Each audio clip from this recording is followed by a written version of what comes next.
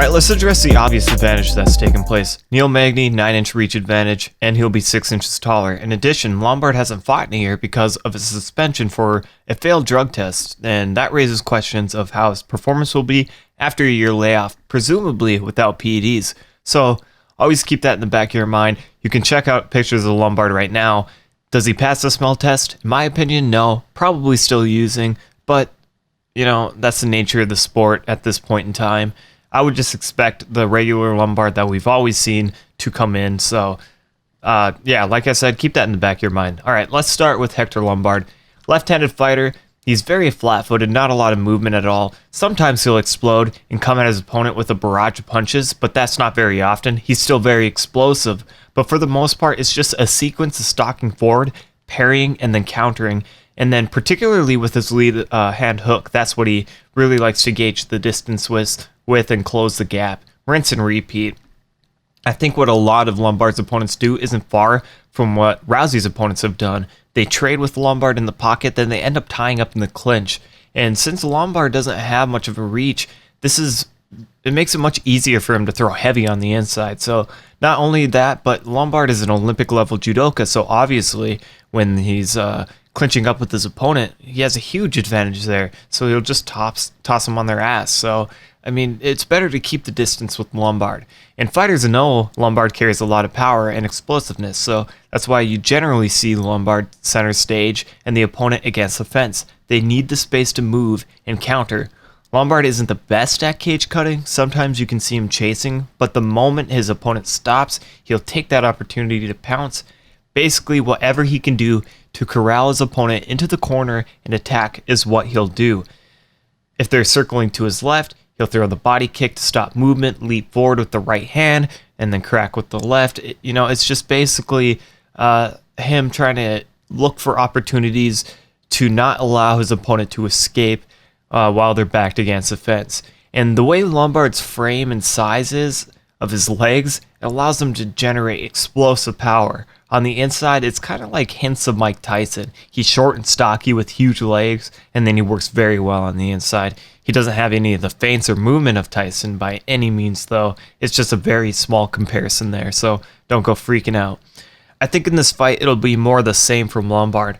I'd like to see feints from him and lateral movement to cut off the cage just a little better. He should expect Magny to be very mobile and anticipate the jab. Head movement and feints probably should be the main focus for Lombard. He can't be so predictable with his setups or he'll eat the jab all night. Leg kicks will help him chip away at the mobility as well, especially if Magny decides to come in with a more boxing-oriented game plan. You can expect him to be leaning heavy on that lead foot, but Magny overall, much more Muay Thai based, so that's why you see him a little lighter on that lead leg. And Lombard can generate a lot of power from top position if it goes to the ground. He's probably going to have the advantage over Magny on the ground, especially with his judo experience. We haven't seen a lot of it in the UFC. We've seen him get like half guard and kind of stay there and then stand back up. But you never know. Against Magny, he might want to take that chance. But those long limbs of Magny can be kind of dangerous to deal with. So maybe he'll just try to get Magny in a corner on the feet. I'd like to see him working the half guard, elbows and punches for a lot of the fight. I wouldn't mind seeing that. I think this is the profile fight Magny needs. He's often been the dark horse. He has some losses, but he comes back stronger every time. He has a lot of will. Using his reach is so important, and this will be the fight to showcase improvements in that area. Hector gets frustrated with mobile opponents. You only see hints of it here and there, but I've noticed it both against Nate Marquardt and Husamar Palhares, more visibly against Nate. If I'm Neil Magny and I'm seeing that Hector Lombard is getting frustrated with movement, very excited about that. Then I put on a boxing clinic, study the way of Marcos Maidana utilizing the jab or Larry Holmes. That way, not only can Magny dictate where Lombard moves from the outside, but he can keep the range and prevent Lombard from getting in close. It's got to be stinging, precise jabs when he throws, though, and he's got to use a lot of feints. He's got to give him something to worry about. So that way, Lombard can react and throw, and then Magny can capitalize on the counter. 9 inches is an exhausting reach to get inside of if they know how to use it. Simple boxing foundations with advanced use of the jab will light Lombard up. I wouldn't even bother with kicks in this fight. Lombard loves to parry those, step inside and throw. If he does, I'd use the outside leg kick to the southpaw Lombard, but Magny throwing too many kicks will just keep him from staying mobile. Lombard really wants to get inside, and kicks give him that opportunity. I think it's all about the jab and movement in this fight for Magny.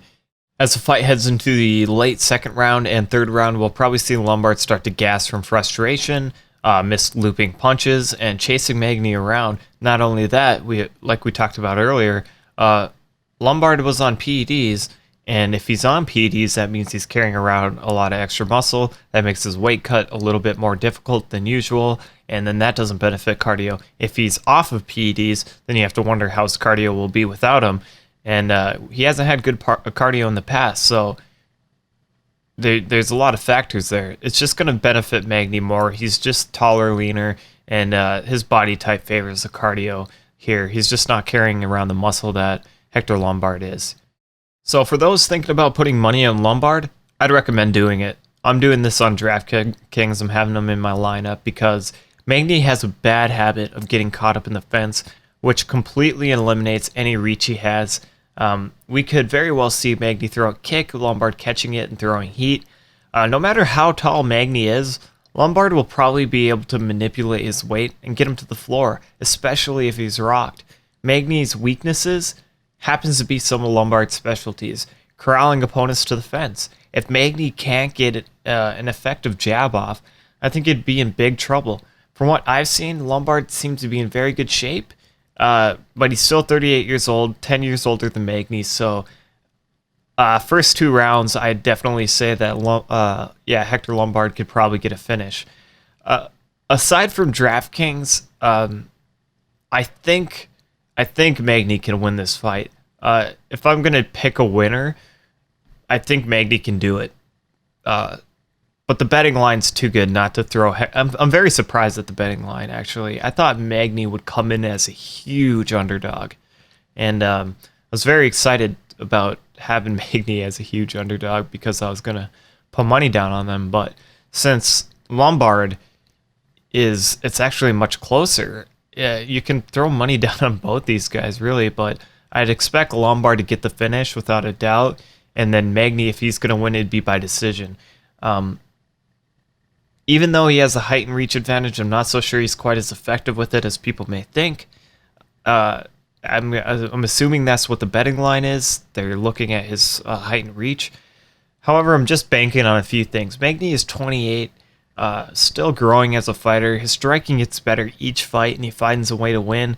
I believe his coaches will focus on a boxing-heavy game plan with a lot of movement. Magny and his camp have a lot of footage to scrub through. Also, I'm not so sure how Lombard is going to perform at 170 post-failed drug tests at 38 years old. Magny has cardio, and I think if Magny can survive it into the third, late second, he has this fight for a decision. I saw some people choosing Lombard for a decision, and I just very much doubt that, especially if it's point fighting on Magny's part.